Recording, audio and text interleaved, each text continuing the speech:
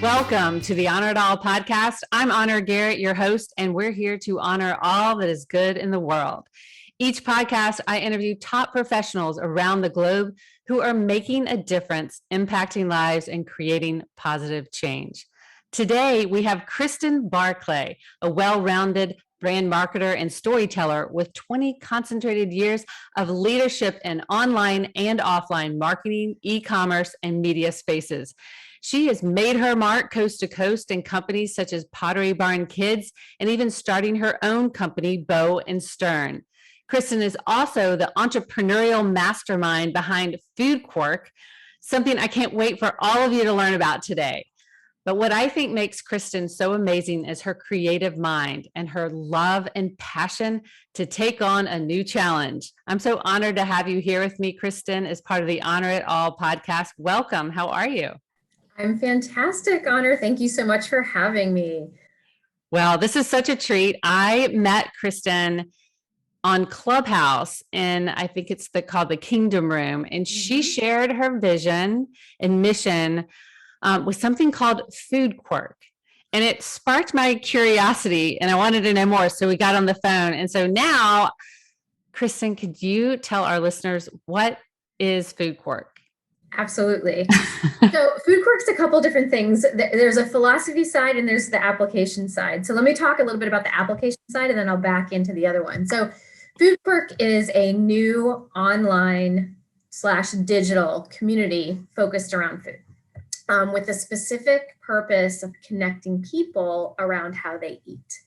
So what we do, similar to like an Enneagram or a Myers-Briggs personality test, we developed a food personality test. And as you go through and answer questions about your approach to food, your likes, your dislikes, your aversions, potentially your allergies, really all of your quirks, you're provided a set of results, which we call your FQ. And that FQ is you through food. So it's kind of like your IQ, but it's your FQ. And that FQ gives you instant access to meal inspiration, recipes, product recommendations by others who eat just like you. That's so amazing because I eat kind of strange. So it's really neat to be able to connect with people. It's actually social media with a real purpose and connection in mind.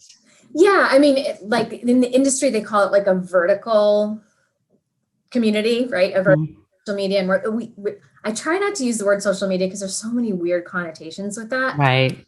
So I'm using like, it's intentional social media, but it's basically you take one particular topic and you pull it out of the Instagrams, the Twitters, the Facebooks, and, because, if you're interested in food and you're going to Facebook or you're going to Instagram, like there's great content there, but you're like dodging other stuff, right? You're dodging political information, you're dodging tons of ads, and so this is like a very safe space just to talk about how we all eat differently, and that's okay. And that's kind of the philosophy thing about FOODQURK and our vision. Like we are like ready to like get rid of the labels because like the traditional labels of, whether that's omnivore, carnivore, herbivore, vegan, vegetarian, keto, whatever. A lot of people these days are a combination of things, right? It's just one thing. And to be honest, I was having a hard time figuring out how to talk about how I eat. And so our goal is to just, get the judgments aside, get the labels aside, and really create a new language and an open dialogue around how we all eat. And that it's totally cool that you eat the way you eat, I eat the way I eat, and we all have a seat at the table. It's really brilliant concept, I think, because maybe I just want a recipe, or I just want to share something that I made, and I can instantly connect with people that I know are my people. And your food tribe, right? Like it's your food tribe, you know what I mean? And the no blaming and no shaming is so huge because I go and I talk to a lot of people, and if they're vegan and I eat meat, whoa, that's not right. And so this is a beautiful place where you can all come, and it's just like, how do you nourish and heal your body? Exactly. How do you?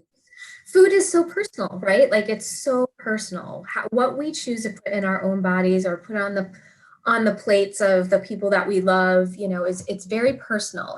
There's so many things that go into that, like how you were raised, your culture, your health, your accessibility, your ethics, there's just so many different things that go into that. And, it's just those labels haven't caught up with our, as humans, in terms of what we put in our bodies. And we just, number one, want to open up that conversation and say, like, it's okay. Like I call myself veganish because I eat mainly plant-based and vegan, but from time to time I'll indulge, or my indulgent, right? Like, and everyone's indulgent different. But for me, that means like when I'm back home in Rhode Island, I'm having some oysters, or if I've gone out to dinner with some friends and they ordered the cheese board, I'll nibble, and so I want to live in a place and a space where like, that's okay. Right. And, I'm not getting, a side eye or a judgment that like, well, you're not really vegan, Krstin. And I'm like, that's okay. I'm veganish. Just well, how did you get the idea? Like, how did you get the idea for FOODQURK? Was it born out of your own necessity because of something in your life, or was it just this aha moment you had? It was definitely out of necessity for me. Two things. One, as I mentioned, I became vegan-ish about 4 or 5 years ago. And on that journey, I was, having to, tell people, because like, whether we're going out to dinner or what have you, and I didn't want to be this like weird high maintenance person. Right. And so, I was having a really hard time just like describing how I eat, because it wasn't like one thing or another. And so that was one piece, like just in application, being able to talk to people about like what to eat and how do I make that easy for other people if, I'm going to their house or we're going to dinner, what have you. And then secondly, at that same time, my kids were getting older. They were teenagers and having, minds of their own in terms of what they want to eat. So all of a sudden I had 4 people in my house that ate 4 different ways for a number of reasons, health, so I'm veganish. My husband, Mike, is, he always wants to be Tom Brady. So he tries to follow the TB12. We all want to be Tom Brady, right? Or date him. Yeah, I know. Move over, Giselle. And my daughter decided a couple years ago to stop eating meat. And then my son was just like, give it all to me, And I turned to my husband and I was like, I just want to put all of our preferences into Google and have it spit out what I can make for dinner. Because I don't want to be a short order cook. I don't want to like have to think about how I don't want to make, 4 different meals. And he's like, so why don't you do that? So wow. He literally and figuratively pushed me off the mountain or the cliff, because we were talking about it. We were in Colorado at the time skiing, and he's like, you have to do this. And that's what he said to me. So here we are.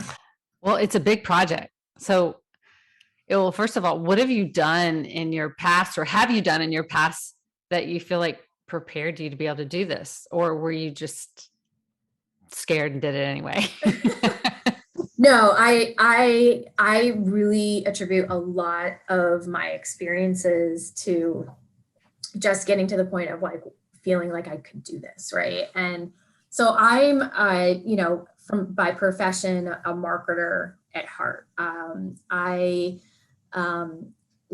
started actually in retail, if you can believe it, and then I quickly realized that there was this really cool thing called eCommerce, and so I was like, oh yeah, I want to be over there instead of like in a store or what have you.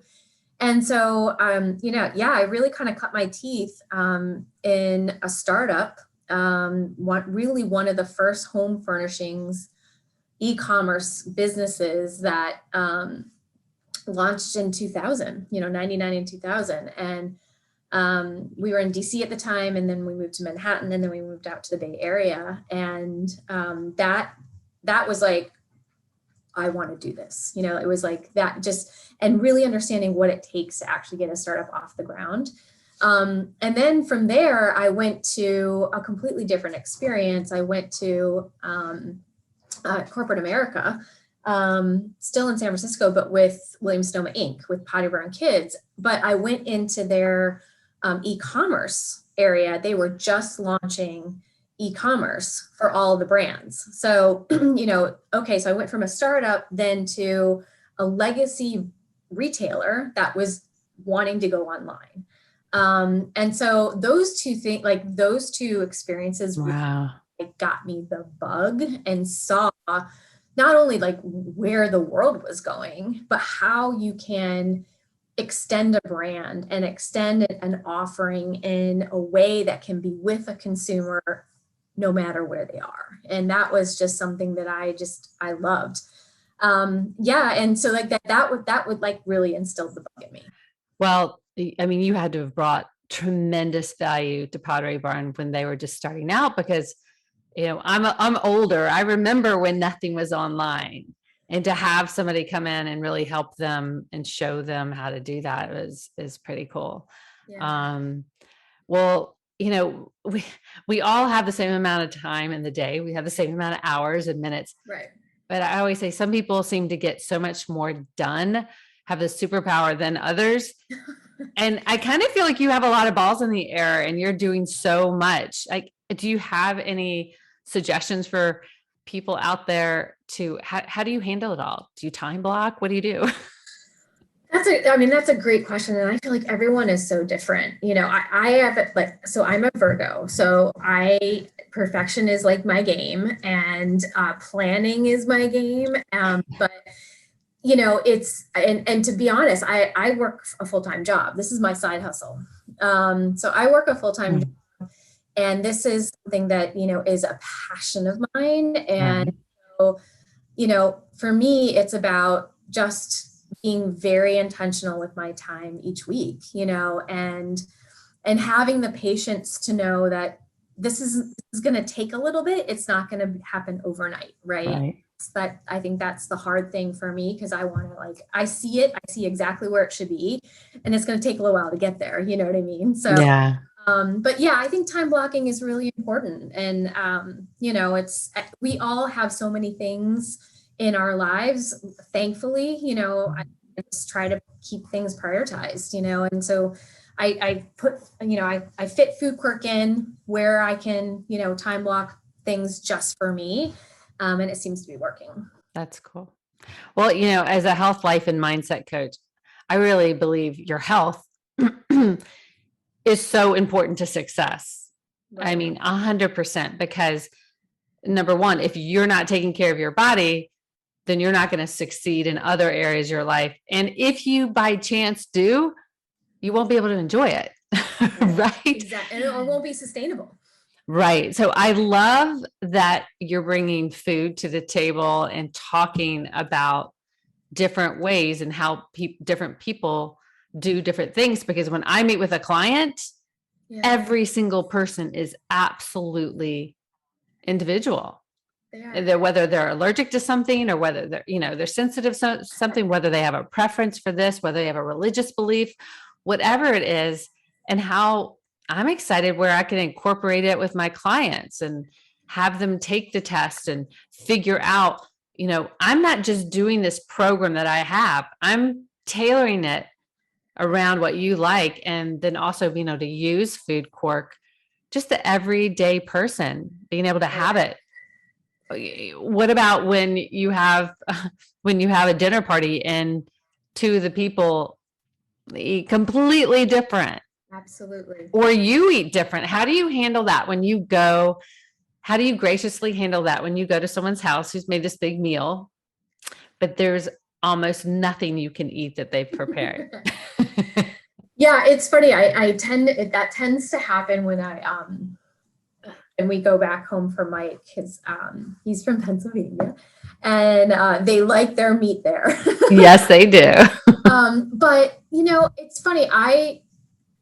I feel like it's actually more of my responsibility versus the host. Like I've kind of like in my mind kind of flipped it a little bit, where if I'm invited to dinner, I'm proactively saying, hey, I'm so sorry, but I'm the high maintenance one. I just don't eat, whatever that might be. Mm-hmm. And so I've been more proactive with that and having that dialogue. And it kind of comes from the whole mission of just wanting to, like, it's okay to be that way. It's okay to talk about it, but it's also you assume that other people are going to ask, if that makes sense. Right. No, it's funny. It's interesting. I was looking up, I don't know if you've ever heard of human design. I have, actually. Well, and I don't know much about it, but I was reading about it and I found out that I'm a manifester. There are 4 different things. Yep. And it says the one thing that I need to do to get what I want in life is I need to inform people first. And as a manifestor, I don't like to inform people because I like to do what I want to do when I want to do it. And I'm afraid if I inform somebody, they're going to say, no, you can't do that. And I'm like, wait. Right. And so, so manifestors tend to be a little sneaky because they they just want to do it. Right. And so I think that's such great advice, because when I'm going to someone's house now, I say, I know you're making a beautiful meal, but I actually have a restricted diet.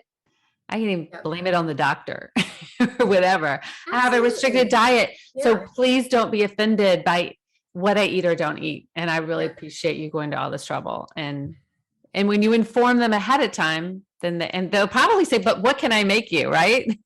Yeah. And it just tears down that wall immediately, and it sets the host up for success as well, and the same thing, like for going out to dinner, so it's funny because when we moved, we live in Virginia Beach, we're in Norfolk now, but we're in that. When we moved here, actually Tamara Andrus and her husband invited us to dinner because their kids go to the school where my husband is the principal, and she asked, she was like, so do you have any preferences? And I was like, you can do it with restaurants too. And I think a lot of people are starting to get in the habit of asking that. But just imagine if you, instead of saying that, be like, hey, Krstin, what's your FQ? Just so I know.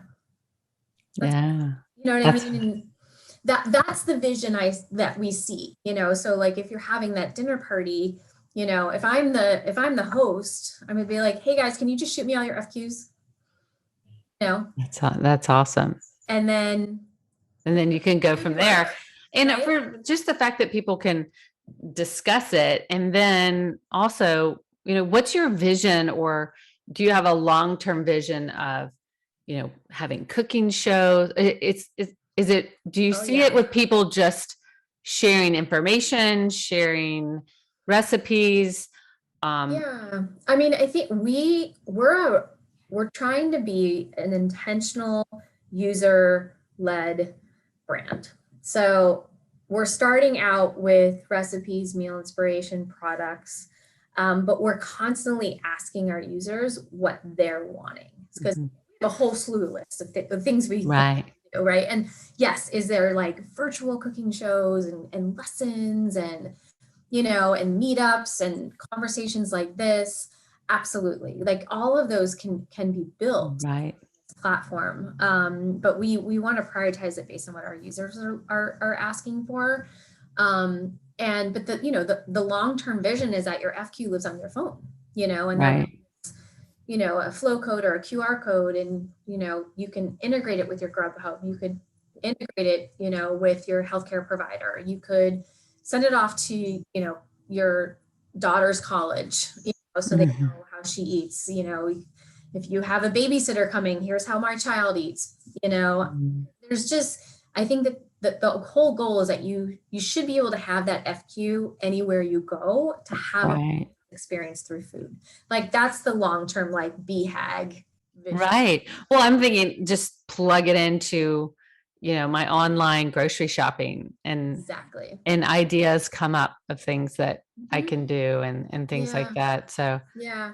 I just think that's so exciting. And, so whether you're a foodie, all foodies should be on it, but really if you eat, and we all do, That's the so thing, right? everybody should be on it because it just helps open conversation and sparks creativity. And Yeah. wow. Well, so tell me, it may be a food quirk thing or it may be something else, Mhm. but I really believe that, we've all learned the most out of some of our worst or biggest failures. Yep. And so, what's the biggest life lesson that you've learned that's been helpful for you?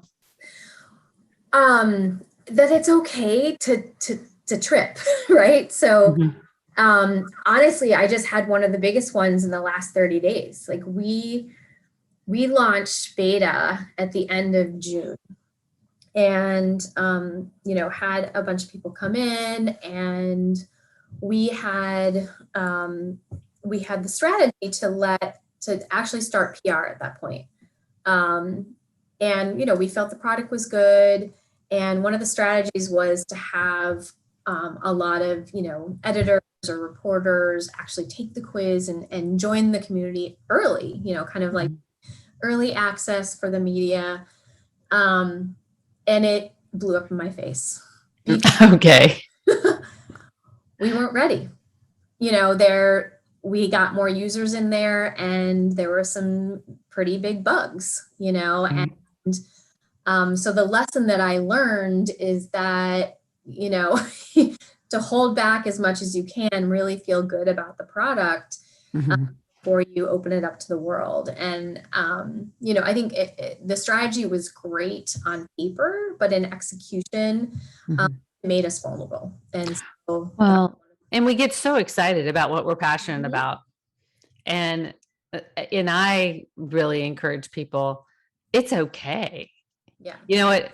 You probably learned more from that to make the next time like 10 times as good as it would have been had you not had that. So, I mean, I think people, it's a great thing for people to see there. And, there might be some listeners out there listening to this and they think, wow, this is such a great idea. I have a great idea for something, but they're just so fearful of stepping out or doing something different. Do you have any advice for somebody who just has a great idea and they don't know what to do with it? It's scary. It's a human, like, kind of the fight or flight, right? Kind of thing. And you have something like that. And it's almost, so my husband right now is a head of school for a Quaker school. And so they do what they call meeting for worship. And meeting for worship is basically all the kids get in a room and they're absolutely silent, like no one talks. And you can only talk once you're moved to talk, whatever that is, greater universe, your inner light, and they have this saying that it's either you stand up or you throw up. Something in there, right? Like that you want to get off your chest. And it's the same thing with entrepreneurship, honestly. Like you have this, you have this idea. It seems really good and you're scared to do it. But if you don't stand up and at least try, then you may have missed a moment, right? But I think for me, what helped me get to where I felt confident enough to work through it is I have two very good friends who are my mentors who are out back in California. They're very successful. And I was like, okay. I was like, I'm going to pitch them. And I told them, I said, the only thing I want to hear at the end is either you're crazy and pack it in or keep going. And they said, keep going. And so that's awesome. It got me a little more confidence. And then I kept going to more trusted people and doing the same thing. So it was like that, just kind of a repetitive nature of making yourself vulnerable, right? And if you get enough, keep going. It helped me, and I think it can help people. Yeah, it's such a balance between following your passion and also having the wisdom to receive advice from people that you trust. Yeah. So, I mean, it's a beautiful dance, because sometimes if they said no, would you have not done it, or would you have still done it? Right. Yeah, I think, these people that I talked with, whether it was my mentors or, trusted friends and, previous working relationships, I knew that they would say, maybe,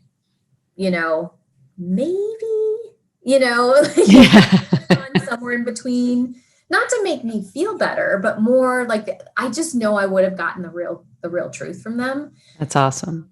Or they would have suggested, like, there's something there, Krstin, but I don't know if that's the right application or something like that, And so, yeah, I think that's one of the biggest things that I've learned, that I've just had to be a really good listener, but also to keep intentional in what I believe is the right thing.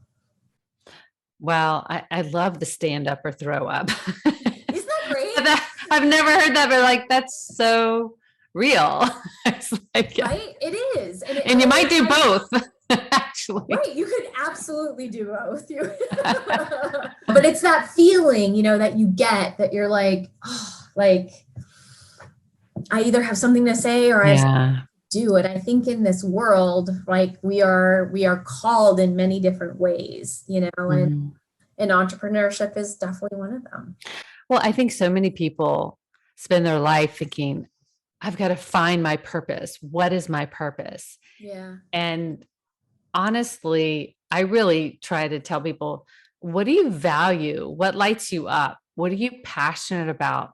Because you don't have to have the destination goal, everything figured out so it looks like this pretty package. Right. Just follow and be curious in the direction of what you're passionate about.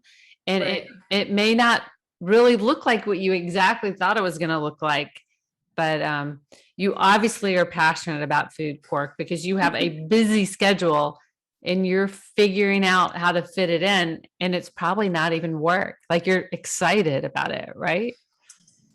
Most times, yeah. There are, and I think the other part of entrepreneurship is, you wake, at least for me, I wake up every day and yes, I'm excited because, like, things are moving, but it's also scary because I'm the only one who's, like, responsible. Yes, do I have, like, an amazing group of people around me kind of obviously helping, but at the end of the day, if I don't continue to initiate, it's not going to move forward. So it's an awesome responsibility. That for me, I have to kind of I check myself a lot to make sure that it's not kind of overpowering me, and kind of just keeping it, at arm's length instead of it being a part of me. It's kind of like, because I work from home a lot, and I mean, you do too. And it's like, where that work, it bleeds into your personal life, right? Yes. Turn it off. I've had to be very intentional of, like, I only do work in this room, right? Like, so if I'm the other part of the house, I'm not in work mode. But it's with entrepreneurship, it's like, it's always there, right? And so it's always there. I mean, my husband is like, okay, you can turn it off now. You promised me you were going to set hours. And then it's funny because when you're an entrepreneur, you feel like, well, I need to be there in case somebody needs me, or there's a million things to do, but it's like that in any business. And so we really have to, like, balance. How do you take care of yourself, or what are other things that are really important to you in your life, in your, or hobbies, or I know you have a beautiful family. Yeah. I mean, for me, I have to exercise every morning. That just, like, sets my mind, sets my intention. gets me going. That is really important. And I had the most beautiful experience today. I'll just share real quick. Like I went for my run and we live near the water, and it's called the, like an outlook kind of place where you go and the water's there. And that's where like I could turn around. Right. And so I went and I had the dog with me, and it was like silent. Like it was just like, it is like a placid kind of water. And all of a sudden just one dolphin was like, poop. Oh, so beautiful. And it was just, I don't know, it was, so it's like those moments are really important to me. And I've done that since my kids were little. And so they, I think just having some of those things that they know are important to you, again, to like, mom has to put the oxygen mask on before she can put it on for anybody else. Like that for me is like absolute. So for sure, time in the morning to run, sleep is huge for me. I'm a power sleeper. I have to have 8 hours or I don't function well. It's just who I am. And then just time with my family, and so like, I really try not to work, between like 5 and 8, because that's just like, Right. As the house is buzzing, things are happening, and that's when you pick up what's going on, and so. I'm actually going to probably vacuum my house after this.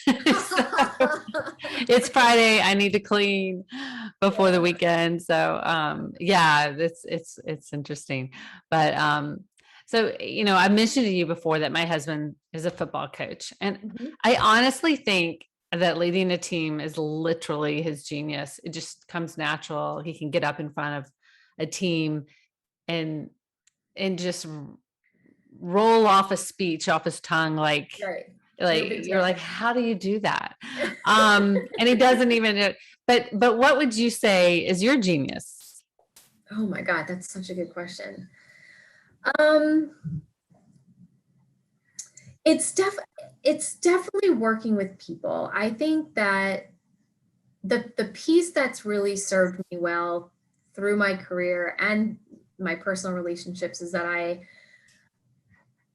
I'm a really good empath.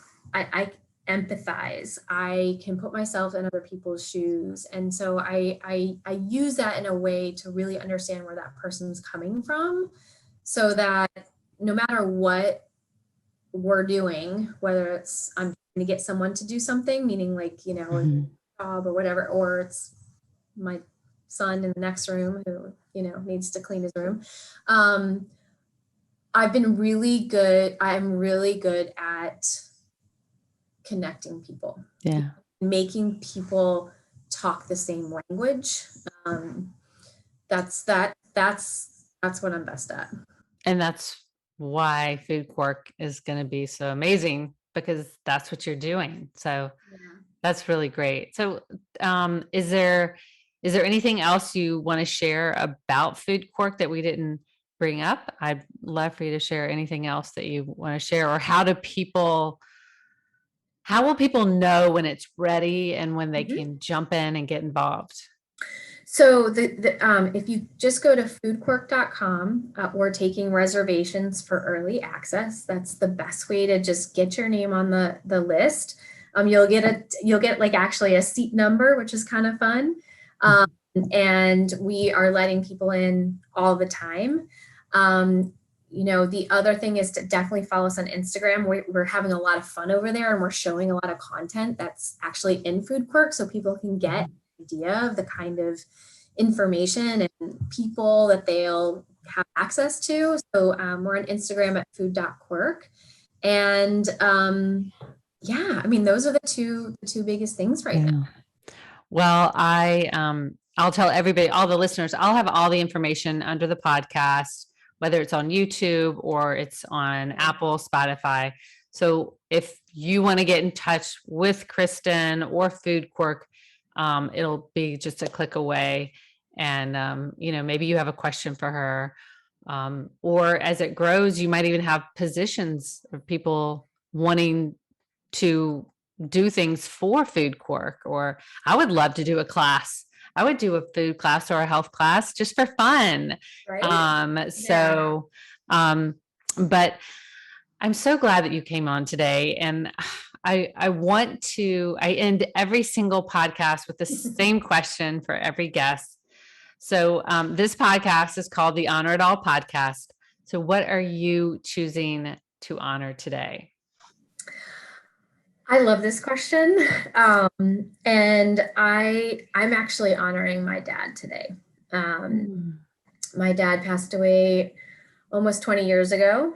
And one of the other reasons that I did start FOODQURK or I went on the plant-based journey is because I have a heart condition, and he did too. And I am a much healthier version today because of what he did for us, and the education that I have now in terms of how food can be medicine. And when I say there's many people that keep pushing me in the right direction, he's one too. There are a lot of signs in this universe that I know are because of him, and he continues to open doors for me. So I'd like to honor him. That is absolutely beautiful. And it's a perfect way to complete this episode, guys, with KRISTIN Barclay. Thank you, Krstin. Thank you, Honor, so much. You're amazing. I appreciate this opportunity, and I just love that we're getting to know each other. So thank you. Well, I'm excited. I know this is just the beginning.